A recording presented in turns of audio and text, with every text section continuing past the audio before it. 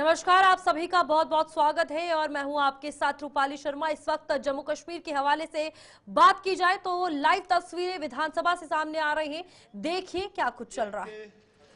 Civil Services Temporary Services Rule 1961 sanctioned by notification 1416-F of 1961 dated 15th November 1961. It is inter alia provided that 3.1. A government servant shall be eligible for being declared as quasi-permanent if he has been in continuous government service for more than 3 years in a department which is not as a whole temporary. A. Employees may be declared quasi-permanent against permanent posts or such temporary posts which have been in existence for 3 years or more, and B. Against such temporary posts transferred from plan to non-plan establishment which have been in existence for 3 years or more on non-plan establishment. C. No person may be declared quasi-permanent against a plan post. 2. In a department which as a whole is temporary. A. Such posts of the department may be declared as quasi-permanent which have been in existence for 10 years or more and are born on non-plan establishment. B. Such of the employees of the department as are otherwise eligible for quasi-permanency may be declared quasi-permanent against the post declared quasi-permanent as per A above. C. No person in the department be declared quasi-permanent against a planned post. The operative rules do not provide for declaration of services of junior scale KAS officers as quasi-permanent. Instead, the rules mentioned below mandate the confirmation of probation for probationer junior scale JKAS officers, which is contingent upon passing the departmental exam. A. Rule 22(1)A of the Jammu and Kashmir Civil Services Classification, Control and Appeal Rules 1956. B. Rule 4 of the Jammu and Kashmir Combined Competitive Services Probation and Examination Rules 2000. C. Rule 16(1) of the Jammu and Kashmir Administrative Service Rules 2008. Part B. Rule 16 of SRO 386 mandates that probationers must pass the departmental examination within 2 years of their appointment for confirmation in service. The departmental examination of these officers could not be conducted due to the significant changes brought about by the Jammu and Kashmir Reorganization Act 2019. This act led to the reorganization of the erstwhile state of Jammu and Kashmir into 2 separate union territories, which required a comprehensive revision of the existing laws, statutes and regulations, including those governing the departmental examination. As a result, the syllabus for the examination had to be thoroughly revised to align with the new governance structure, administrative framework and updated legal provisions introduced in the Reorganization Act. In terms of Government Order number 1514 JK GAD of 2023 dated 30th 11/2023, a committee has been constituted to finalize the syllabus for the JKAS probationers departmental examination. Every effort is being made to expedite the finalization of the syllabus. Once the syllabus is approved, necessary steps for conducting the examination will be initiated without delay, ensuring that the probationers are assessed in accordance with the prescribed guidelines. The confirmation of probation for these officers, which is contingent upon the successful completion of the examination, will be processed promptly in line with the relevant service rules.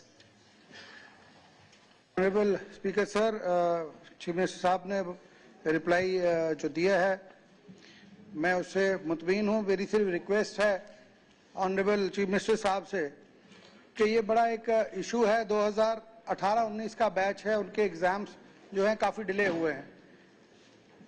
मैं चाहता था कि house के notice में ये आए और government के नोटिस में आए, खास करके जब स्टेट को यूनियन टेरिटरी में बदला गया, रियासत के अंदर और खासकर जम्मू कश्मीर के अंदर जो ऑफिसर्स हैं सबसे ऊपर जो लोकल हमारा कैडर है उसमें ये केएस के ऑफिसर आते हैं और लेकिन काफ़ी देर से इनके एग्ज़ाम नहीं हो। और जैसे जवाब में भी आया 2023 में जो इसके लिए बनाया गया, लेकिन उसके बाद सिलेबस के लिए किया गया, लेकिन उसके बाद भी 1 साल का डिले है।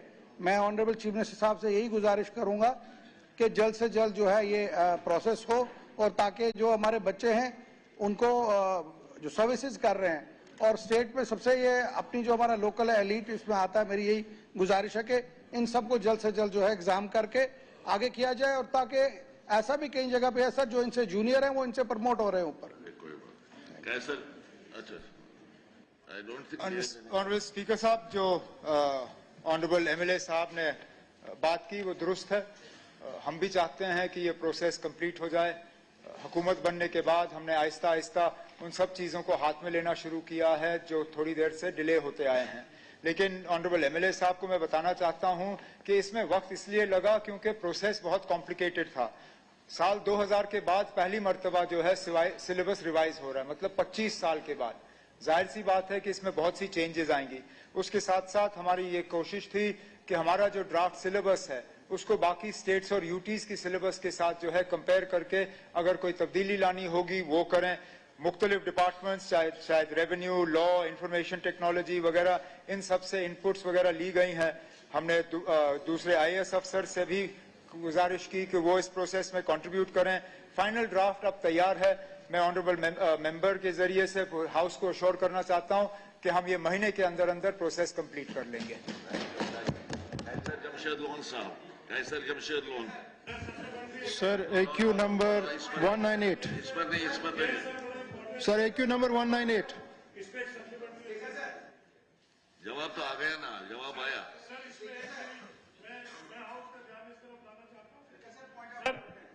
पॉइंट ऑफ ऑर्डर नहीं है, क्वेश्चन नंबर में कोई पॉइंट ऑफ ऑर्डर नहीं। ये क्या कहते हैं, पहले वो खड़े हो गए ना, पहले वो खड़े हो गए। सर स्टेट सिविल सर्विस जो है एडमिनिस्ट्रेशन की बैकबोन है। 2008 में उमर साहब की सरबराही में जो हुकूमत थी उसमें एक कोटा फिक्स हुआ था डायरेक्ट रिक्रूट्स और फीडिंग सर्विसेज का 50-50 लेकिन सर 2016 में पीडीपी बीजेपी गवर्नमेंट ने उसको रिवोक करके वो कोटा 50-50 कर दिया, जिससे इंजस्टिस हो गया। जो हमारे डायरेक्ट इसके साथ नहीं आता, ये इस क्वेश्चन के साथ ताल्लुक नहीं है, इसका इस क्वेश्चन के साथ ताल्लुक नहीं है। सर जब हम खड़े होते हैं इस हाउस के लिए कुछ कंट्रीब्यूट करना चाहते हैं, मैं भाषण नहीं करना चाहते हैं। मेरे बड़े ही सीनियर और मेरे कुलीग इजाज साहब ने क्वेश्चन लगाया है केएस ऑफिसर, तो मैं रिकॉर्ड में बोला भी इन्होंने, और हालांकि सीएम साहब ने बिल्कुल ठीक जवाब दिया, जेकेएस बोला। तो अभी केएस जो यहाँ कोई डेजिग्नेशन नहीं है, जेकेएस है। सवाल में भी केएस लिखा है और उन्होंने अपनी तकरीर में भी किया है, तो मैं रिकॉर्ड में दुरुस्त चाहता हूँ कि इसको जेकेएस लिखा जाए। Thank you. हाँ कैसा sir AQ number 198। Minister in charge finance.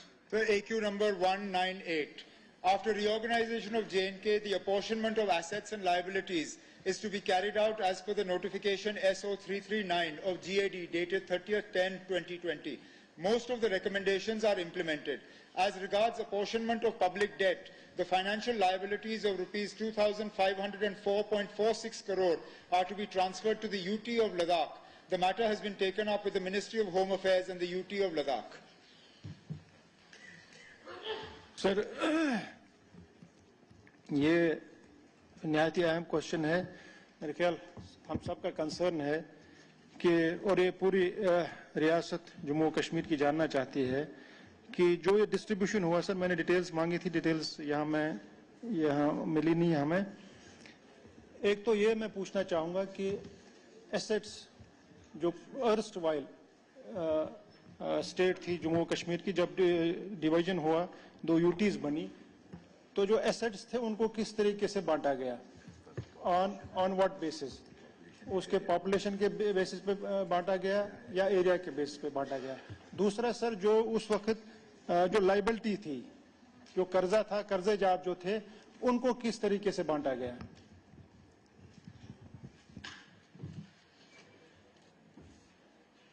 Reorganisation के बाद एक कमेटी तश्कील की गई थी। उन्हें ये जिम्मेदारी दी गई थी कि वो ये बांटने का काम जो है उसको हाथ में लें, और कोशिश ये की गई थी कि एक ट्रांसपेरेंट और एक अच्छे माहौल में जो एसेट्स, लाइबिलिटीज, बजट वगैरह वो ट्रांसफर हो। और इसके लिए प्रोसेस जो है वो एक ऑफिशियल गैजेट के तहत पूरा करके 30 अक्टूबर 2020 को जो है गवर्नमेंट नोटिफिकेशन के तहत ये सारे डिटेल्स जो हैं उस नोटिफिकेशन में हैं। मैं ये नोटिफिकेशन अपने कुलीग एमएलए साहब के साथ शेयर कर लूंगा। Thank you very much. Shri Mohan Lal ji. Sir, AQ number 13 00. Minister in charge, Youth Service and Sports.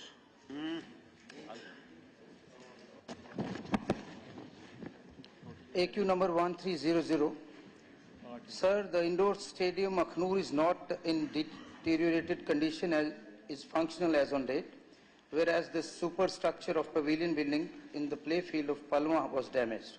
The sports ground of Degree College Akhnoor has been upgraded recently by way of construction of various courts and VIP pavilion and seating tiers.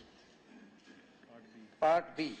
The following upgradation and developmental works of sport infrastructure at GDC Akhnoor have been completed and handed over to college authorities. 1. Construction of pavilion for VIPs. 2. Construction of sitting tiers. 3. Construction of basketball court. 4. Construction of volleyball court. 5. Construction of handball court. 6. Construction of Kho-Kho court. 7. Development of cricket football ground.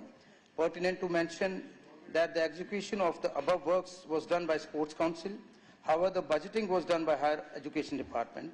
Regarding the renovation, upgradation of the playfields, stadiums, feasibility shall be examined. Sir, the reply presented by the Honorable Minister is not satisfactory. It is incorrect, I must say. मैं वहाँ का रहने वाला हूँ, वहाँ का विधायक हूँ, देखता हूँ जो स्टेडियम है सर, आउटडोर स्टेडियम पलवा में बना हुआ है, बिल्कुल डाइलैपिडेटेड कंडीशन में है. डाइलैपिडेटेड शब्द भी कम होगा सर, है ही नहीं है. 2010 में उसकी इनॉग्रेशन हुई थी सर. इंसिडेंटली मैं भी विटनेस था. उस समय I was serving as SP rural. Honourable minister के स्वर्गीय पिताजी आदरणीय श्री मदन लाल शर्मा जी उस समय उन्होंने इनॉग्रेशन की थी. हमारे एक और मेंबर ऑनरेबल मेंबर यहाँ पे प्रेजेंट हैं श्री श्यामलाल शर्मा जी, ये भी मिनिस्टर थे और उस समय के स्पोर्ट्स मिनिस्टर RS चिब थे. स्टेडियम शुरू तो हुआ, काम खत्म नहीं हुआ सर. और आज भी अगर जाके ऑनरेबल मिनिस्टर वहीं से गुजरते हैं, it is totally damaged. It has not been used even once sir. एक बार भी यूज नहीं हुआ है.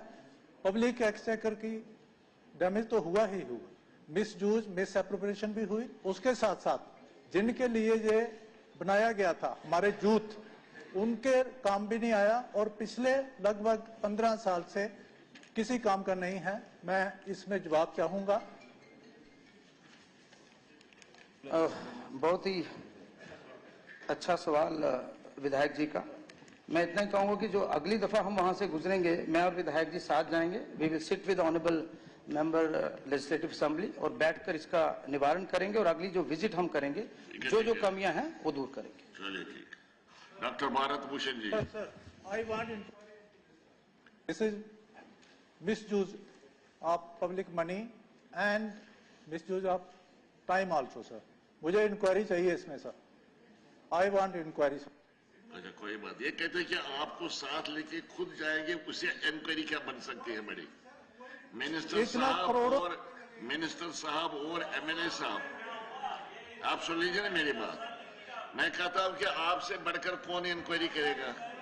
मिनिस्टर साहब ने ऑफर किया है. आप सुनिए ना MLA साहब आप सुन लीजिए मेरी बात.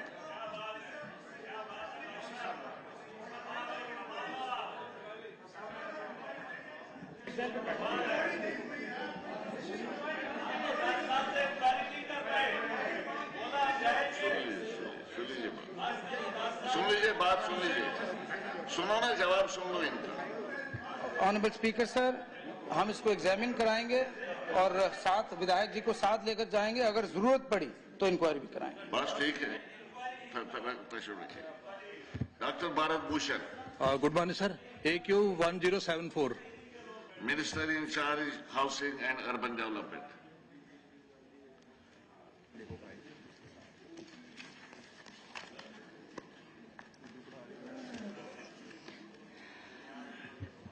Sir, AQ number 1074, total number of Safai Karamcharis working in various ULBs of Jammu and Kashmir, 7,353 numbers. B, yes, sir, out of total 7,353 number of Safai Karamcharis, many have completed more than 10 to 15 years of service and many are already working on permanent position.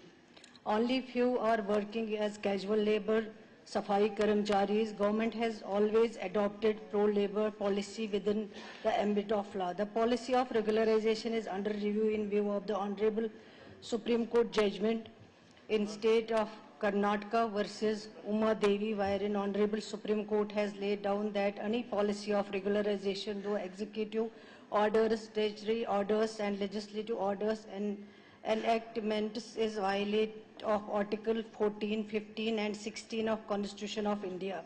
Under Namaste scheme, various proactive items have been provided to sanction sanitation workers, visa PPE kits, gum boots, gloves, masks, etc. Hello sir, जो minister साहिबा ने बताया number, जो ministry of housing and urban affairs की जो new guidelines है उसके मुताबिक 250% पे एक सफाई कर्मचारी होना चाहिए। उसके मुताबिक जे क्या गवर्नमेंट उस पर करने जा रही है? जो गवर्नमेंट सेंट्रल गवर्नमेंट की गाइडलाइन है उसको इम्प्लीमेंट करेगी। और मैंने पूछा था कि परमानेंट कितने हैं? परमानेंट जो इन्होंने कहा कि मैक्सिमम परमानेंट है, ऐसा नहीं है। मेरे पास 3 अर्बन लोकल बॉडी में कठुआ डिस्ट्रिक्ट की बात करूंगा, लखनपुर, कठुआ और नगरी की 3 म्युनिसिपल बॉडी में 60% पोस्टें खाली हैं। और उसके साथ मैंने कहा था कि फैमिलीज के वेलफेयर के लिए क्या किया, तो ये जो काम कर रहे हैं उनके लिए उन्होंने कहा कि टूल किट्स देते हैं, लेकिन उनकी फैमिली के वेलफेयर के लिए क्या है? वो इतना काम हमारा साफ सफाई का करते हैं, वो कोई भी नहीं कर पाता, और उनको हम बेजेस भी नहीं, मिनिमम बेजेस भी नहीं देते हैं। बहुत शर्म की बात है सर। इसके लिए गवर्नमेंट क्या करने जा रही है?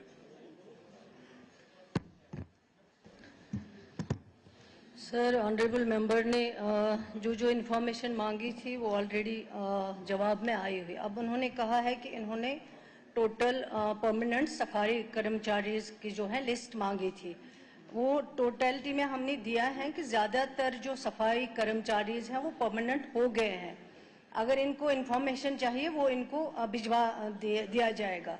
उसके अलावा इन्होंने कहा है कि उनके फैमिलीज के लिए क्या करने जा रहे हैं, क्योंकि जैसे ऑनरेबल मेंबर खुद जानते होंगे कि जैसे कोई अपॉइंट हुआ है एज कर्मचारी, अगर वो परमानेंट है, उसकी डेथ हो जाती है, उसके लिए भी जैसे एसआरओ बाकी डिपार्टमेंट्स में है, इस डिपार्टमेंट में भी ऑलरेडी है। और दूसरा मैंने जिक्र किया है कि नमस्ते स्कीम के अंडर जो फैसिलिटीज उनको दी जाती हैं उनका भी मैंने यहाँ मेंशन किया हुआ है। और जो अब कुछ कम कैजुअल लेबर्स बचे हुए हैं, as per rule as per law जो है उनको भी देखा जाएगा।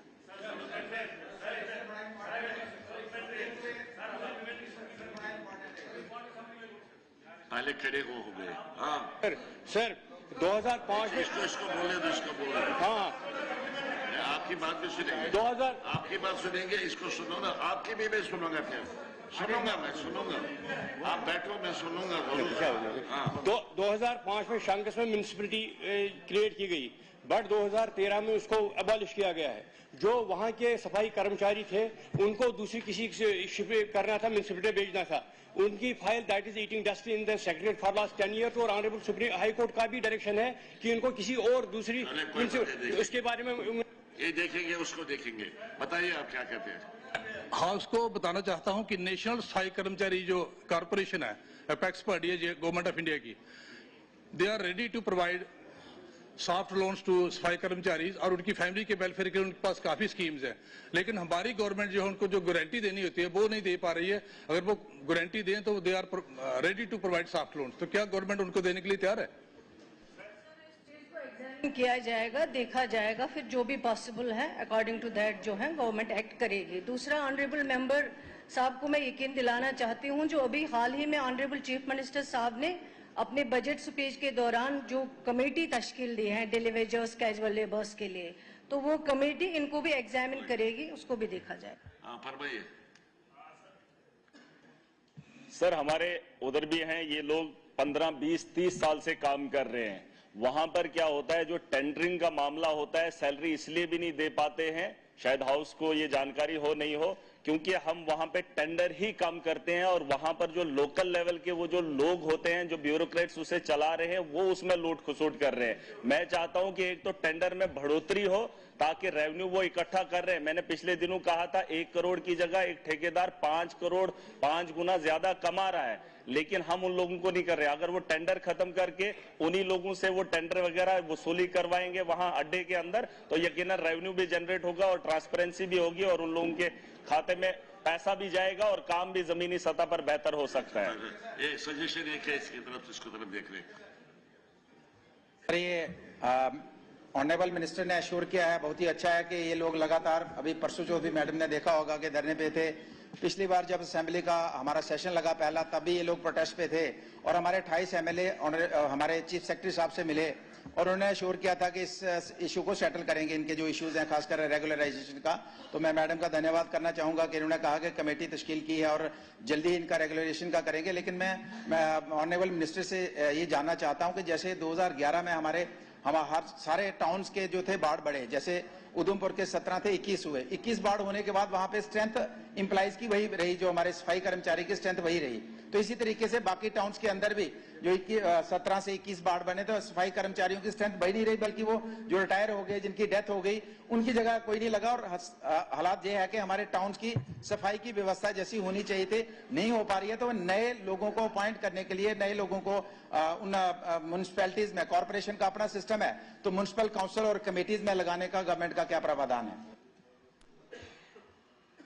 सर, ऑनरेबल मेंबर का जो कंसर्न है बहुत सही है, लेकिन मैं इनके नोटिस में लाना चाहूँगी आपके माध्यम से 2021 में जो ऑर्डर निकला हुआ था, जिसपे सारे, चाहे कैजुअल लेबर हो, डेली वेजर हो, परमानेंट एम्प्लॉय हो, उन सब पे बैन लगाया गया है कि अब ये अपॉइंट नहीं हो सकते हैं। एवं 2021 के बाद कोई एजुकेशन डिपार्टमेंट में जो रिक्रूटमेंट के जरिए, जो एसआरओ के जरिए लगाए जाते थे, उनको भी नहीं लगाया गया है। अब अगर हाउस चाहती है इसको एग्जामिन किया जाए, इस ऑर्डर को खत्म करके, ताकि इनको भी राहत मिल सके, वहाँ जो जरूरत है उसको करके वहाँ पे उनको मौका दिया जाएगा, क्योंकि ये ऑर्डर निकला है 21 में कि नहीं लग सकते हैं मुलाजिम। अब तो गवर्नमेंट इंशाल्लाह देखेगी क्या पॉसिबिलिटी हो सकती है, एग्जामिन करेगी जरूर। शुक्रिया। रफीक अहमद नायक साहब, रफीक अहमद नायक, बस। Question number 1064, minister in charge horticulture. Sir, AQ number 1064, the transfer of land for establishment of fruit and vegetable mandi at Naudal in Tral constituency is under process with Revenue Department. साहब, ये मंडी 2-4 साल से वहाँ पे बनी हुई है। इसकी हालत ट्राल नाउदल में एक जगह है, वहाँ पे न सिर्फ ट्राल कॉन्स्टिट्यूंसी के आधा पुलवामा का, आधा बीजगारा और पांपुर का फ्रूट आता है। उस मंडी में इतनी हालत खराब है कि जब वर्कर्स डिपार्टमेंट को कहते हैं कि इसका मैग्नेटाइजेशन कर, वो कहते हैं इसका ऑर्डर नहीं हुआ ट्रांसफर। इस सिलसिले में जब मैं इलेक्शन जीता तो मैं एज एमएलए गया, रेवेन्यू डिपार्टमेंट के साथ इसका टेकअप मैटर मैंने किया। वो कहते हैं हमने कागज भेजे हैं रेवेन्यू डिपार्टमेंट को, रेवेन्यू डिपार्टमेंट में डिप्टी कमिश्नर या डिविजनल कमिश्नर, लेकिन 1 साल से कागज वहां रेवेन्यू डिपार्टमेंट है। बराए मेहरबानी करके इसका ट्रांसफर लैंड जल्दी हो, ताकि इसकी तरक्की के लिए, जहां वो फटे वहां मैंने, अब वहां ट्रैक्टर वाले होते हैं जनाब, ट्रक अंदर नहीं जा सकती, इसलिए उसका कैरेज फिर हेड लोड ज्यादा, उससे नुकसान होता है जो कंज्यूमर का। मेरी गुजारिश है कि एज अर्ली एज पॉसिबल इसी साल, मैंने डेट मांगा था जनाब से, तो डेट नहीं मिला कि कब कर रहे हैं। आप कुछ बताना चाहते हैं? हाँ सर, ये बेसिकली सर जो ये फ्रूट एंड वेजिटेबल मंडी त्राल की जो है सर, बेसिकली 2020 में इसको आइडेंटिफाई किया गया था। इसमें 16 कनाल जमीन जो थी जो अवेलेबल हुए थे उस वक्त, इसमें स्टेट लैंड थी 8.5 कनाल और मेरे ख्याल से 7.5 कनाल जो थे वो थे शामलात। उसके बाद एक प्रोसेस से गुजरना पड़ा, फिर डीसी साहब को पेपर्स गए, फिर डिविजनल कमिश्नर साहब को, फिर फाइनेंस कमिश्नर रेवेन्यू को। अब फाइनल हो चुका है सर, अब जो प्रोसेस है फाइनल स्टेज में है। मेरे ख्याल से इसी साल में, इसी 1-2 महीने के अंदर जो इसके ऑथेंटिकेशन और रेवेन्यू पेपर्स के हो जाएंगे, आपको मिल जाएगा। श्री बस ठीक है, राजू जसरोटिया जी, श्री राजू जसरोटिया, इस पर नहीं त्राल के बारे में है। नहीं, अगर त्राल के बारे में है तो आप पूछ सकते हैं। AQ नंबर 382, ये सवाल त्राल का है। राजू जसरोटिया जी, AQ number 382। Now, Minister in charge revenue. Sir, AQ number 382. A, total conversion of agricultural land of industrial purposes in respect of Katwa and Jasota, 4,729 canal, 19.333 marla. Total conversion of land, agricultural land for commercial purposes in respect of Katwa and Jasota, 559 canal, 17.18 marla. Total conversion of land of industrial purpose in respect of Samba, 156 canal, 07 marla. Total conversion of agricultural land for commercial purposes in respect of Samba, 654 canal, total 10 marla. Total state land which was under illegal occupation of encourager, 27,241 canal and 8 marlas. State land 15,39,662 canals, 15.5 marlas. Balance land 3,13,645 canals, 12 marlas. The eviction process has already been initiated as per relevant rules. Further, total land under encouragement in Gati, Patwari, Halka, Budhu, Badha. The second Patwari, Halka, Nanvan, 40 kilometer to 10 meter.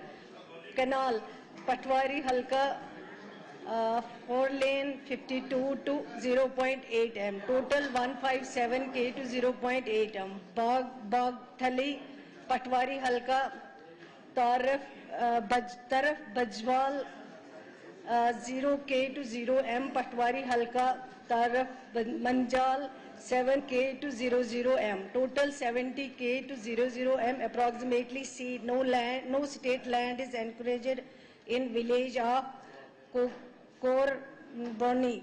Samba, 59 k to 12 m is under illegal occupation of encouragers. 3,13,645 canals and 12 marlas, 18,049.6 crores. The Revenue Department has not transferred state land to any private individuals or setting up industrial estates. However, on the basis of intents placed by Industrial and Commerce Department, land measuring 12260 canal 3 marla has been transferred to Industries and Commerce Department in various districts during the last 2 years. Further, state land measuring 129 canal has been allotted to PMAY beneficiaries on lease during the last 2 years. The district-wise number of allotments are given is in supplementary information. Sir, मेरा honourable मंत्री साहिबान से प्रश्न ये है कि इन्होंने कहा कि agriculture land they have given provided the entire data.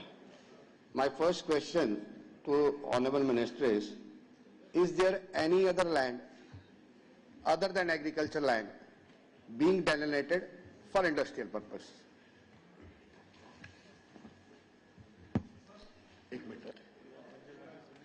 वो जो आपने पूछा था उसका हमने जवाब दिया. आप पूछ रहे हैं कि इसके अलावा अगर कोई और जमीन है, वो मुझे इंफॉर्मेशन नहीं है, वो इंफॉर्मेशन आपको फराहम की जाएगी. स्पीकर सर, क्योंकि it is a matter of change of land use. जब डेलिनेशन हो गई तो उसका लैंड यूज चेंज हो गए, तो इसके अलावा भी और बड़ा सारा लैंड है. बाय अनदर सप्लीमेंट्री इसमें द गवर्नमेंट हैज एडमिटेड कि इनक्रोच लैंड क्या कितना है. 17 लाख आपने एक बताया और 15 आपने कहा रिट्रीव करने वाला 3,13,000 समथिंग कनाल्स ऑफ लैंड रहता है. विद स्पेसिफिक बोलेगी विद स्पेसिफिक रेफरेंस टू घाटी का आपने रेफरेंस दिया है, बागथली का आपने रेफरेंस दिया है. मेरा प्रश्न है सर, वेरी इंपॉर्टेंट. मैं बड़े दिनों से कह रहा हूं कि देयर इज एन एक्सेस, क्योंकि इंक्रोचमेंट को लेकर सवाल है और आपने एडमिट किया है कि इतनी लैंड रिट्रीव होने को बाकी रहती है. और एक एग्जांपल कोट करूंगा जनाब, बिकॉज टू अंडरस्टैंड इट, उसको देखने के लिए आपको समझना जरूरी है sir. I take 2 minutes only, not more than sir, 2 minutes sir. Sir मैं I come to the question, मैं सप्लीमेंट्री पूछ रहा हूं। एक आदमी CLU कराता है 2022 को, करा लेता है CLU, फिर उसके बाद क्या करता है, आपका इंडस्ट्री डिपार्टमेंट लिखता है किसको, तहसीलदार को, कि फलाने फलाने ही should have written what, tehsildar को कहना चाहिए for further expansion of industrial land मेरे को खसरा नंबर आइडेंटिफाई करके दो। इंडस्ट्री डिपार्टमेंट खसरा नंबर आइडेंटिफाई करके देता है कि दीज आर खसरा number for your reference, for the reference of the house. वो कहता है मेरठ में 460 खसरा नंबर, कलन में 103, 107, 214, नन्नन में 440, 442, 71, 89, पंद्राह में 89, 8, 9, 60। अब जो क्वेश्चन है जिस CLU की मैं बात कर रहा हूं, दैट इज 4 लेन, और 521 नंबर खसरा 3021 खसरा नंबर की CLU करवाता है। उसके पास जो एडजॉइनिंग जो स्टेट लैंड है वो क्या है, 3019, 3025, 3056। उस CLU की आड़ में गवर्नमेंट की जब चिट्ठी जाती है, लोग कहते हैं कि खाली कर दो, लोग खाली। सर सवाल है ये, सर सवाल है। एक आदमी को आप खाली कराते हो रिट्रीव, और दूसरे आदमी को आप इंक्रोच करने का एक प्रोविजन देते हो।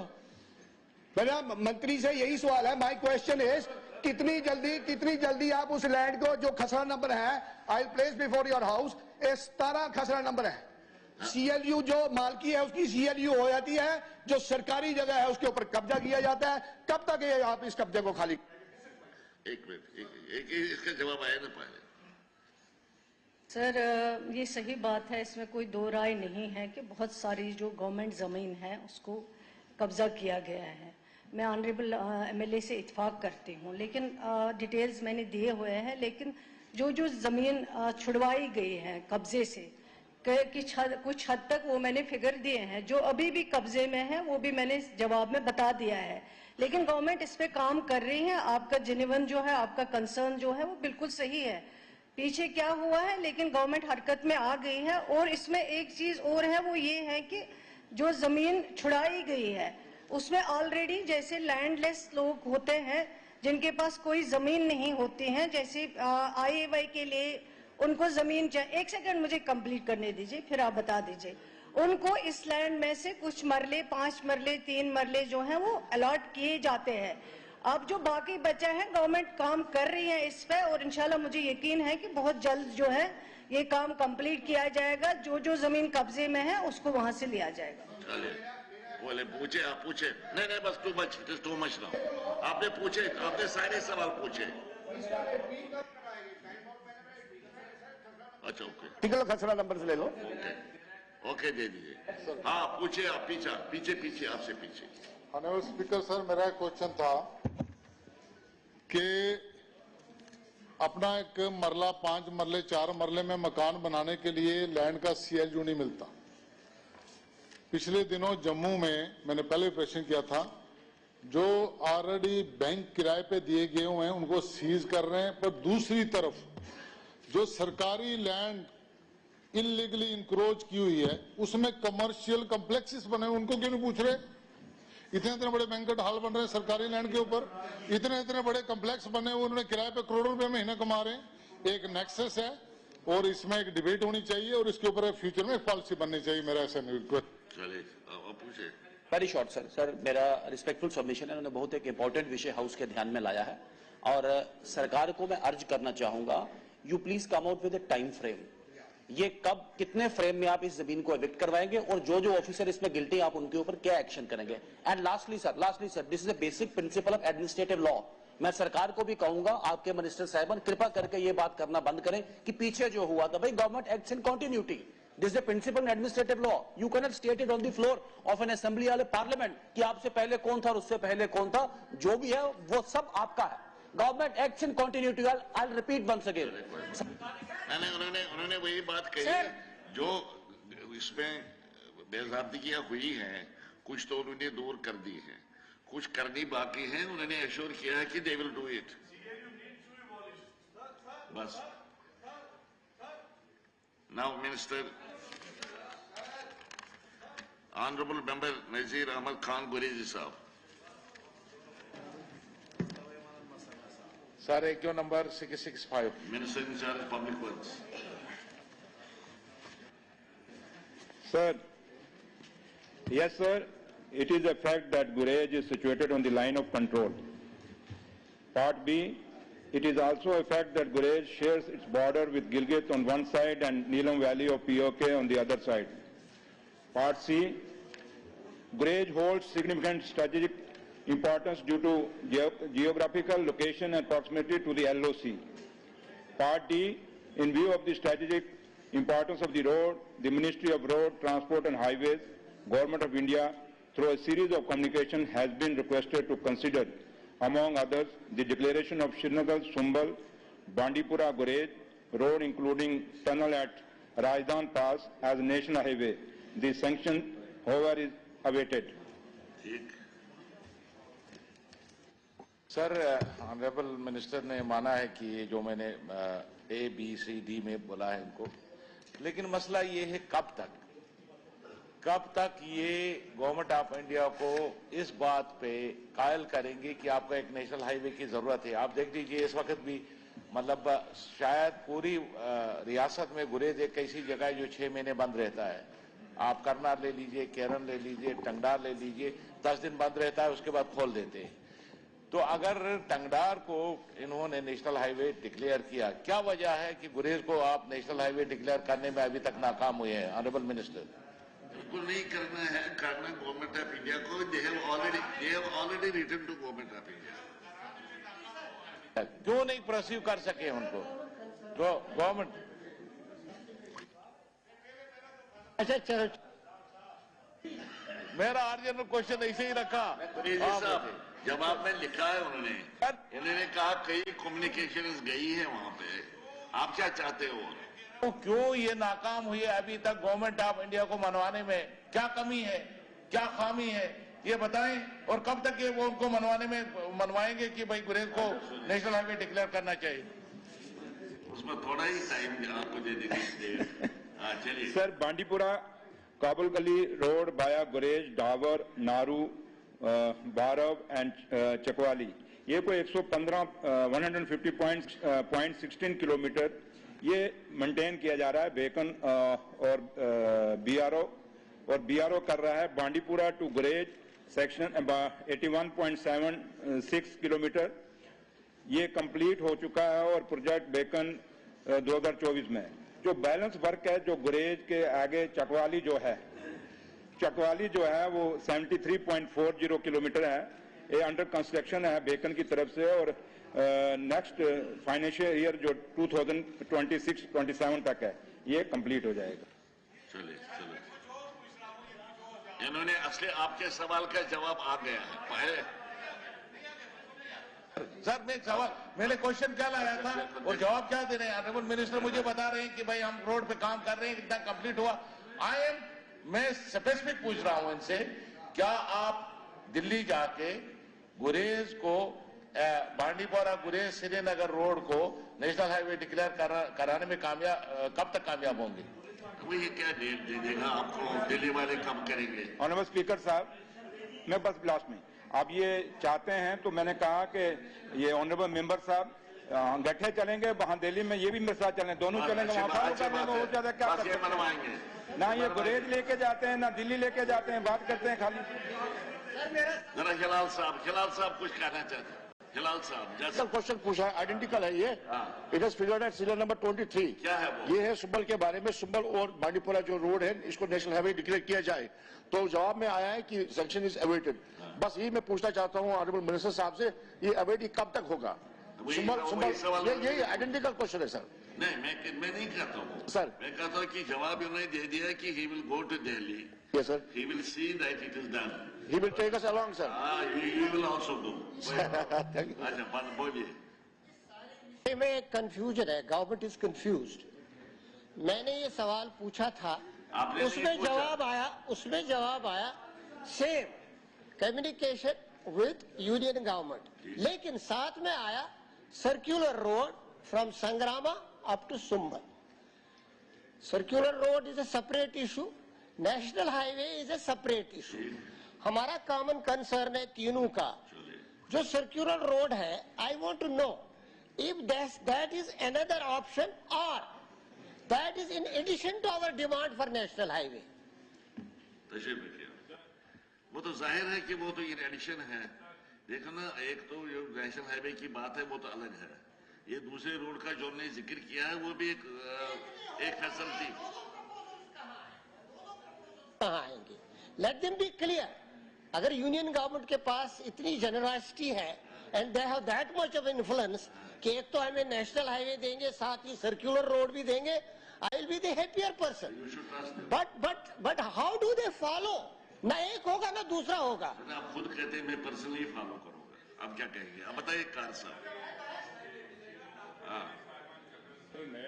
इसमें ये सर्वे हुआ है गवर्नमेंट ऑफ इंडिया का, starting from Sangrama Sopore constituency via Sopore to via Bandipora to Gurez, और ये प्रपोजल सबमिटेड है गवर्नमेंट ऑफ इंडिया के पास. और मेरी रिक्वेस्ट है हाउस से कि अगर इसमें एक्सपेडाइट किया जाए, जल्दी से ये प्रोजेक्ट उठाया जाए. चलिए ठीक बात. नाउ डॉक्टर शफी अहमद वानी साहब. Sir, AQ number 72. Minister in charge of revenue. Sir, AQ number 72, the detail of domicile certificates issued in Nobel, Magam and Birwa Tahsils of Birwa constituency, indicating also the number of non-locals has been issued. Domicile certificates there is as under. Serial number 123, Nobel, Magam, Birwa. Number of domicile certificates issued, Nodwell 18,921, non-local nil. B. Magam 26,277, domicile certificates issues, number of non-local nil. Birwa 62,343, number of domicile certificates issued non-locals 52. मैं minister साहिबा से जानना चाहता हूं, बीरवा तहसील में जो ये 52 non locals को डोमिसाइल सर्टिफिकेट मिली है, ये कौन से लोग हैं और किस प्रोविजन के अंडर इनको डोमिसाइल सर्टिफिकेट मिली है? मुझे उम्मीद है कि मिनिस्टर साहिबा पूरी वजाहत देगी इसके मुतालिक. सर, ये जो ए पार्ट बी पार्ट में नील दिखाया और सी पार्ट में जो 52 दिखाया है, टोटल जो नॉन रेजिडेंट्स जो है उनको डोमिसाइल सर्टिफिकेट इशू किए गए. ये जो 52 है ये ऑन मैरिज ग्राउंड्स इशू किए गए हैं कि जिन जिन की शादी हुई है उनको ये डोमिसाइल सर्टिफिकेट मिला हुआ है. हेलो मिनिस्टर सफला साहब.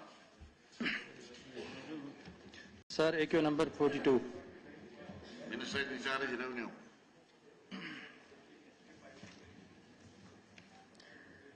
Sir, question number 42, A part, the due procedure for the allotment of land as per policy provisions in VOP has been followed during allotments. D, not applicable. E, not applicable.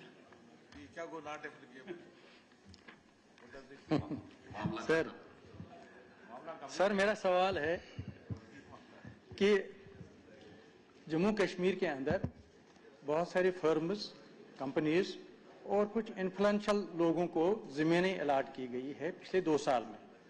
मैं जानना चाहता हूं ये जो ज़मीनें allot की गई है ये किन लोगों को दी गई, किन फर्म्स और कंपनीज को दी गई है? इसको कहा जाता है मुझे दिस इज नॉट एप्लीकेबल. एक दूसरा सवाल क्वेश्चन में मेरा इनसे ये है कि इसलिए कि कहते दी नहीं है, इसलिए एप्लीकेबल ही नहीं है. अच्छा, दूसरा आप सुन लीजिए प्लीज. दूसरा मेरा ये सवाल है कि जो जमीनें आपने अलाट की है क्या ये इलीगली या in violation of rules and procedure तो नहीं हुआ है? इसको भी नॉन एप्लीकेबल कहा जाता है. तीसरा मेरा सवाल यहाँ ये है कि जिन लोगों को जमीनें आपने दी है या इंटरनेशनल लोगों को दिया है या फर्म्स है कंपनीज को दी है, इनसे कितना पैसा आपने वसूल किया है? ये तो बचाए जम्मू कश्मीर को कितना फायदा मिला है, इसको भी नॉन एप्लीकेबल किया जाता है। ये इसे भी मुझे कहा जाता है ये नॉन एप्लीकेबल है।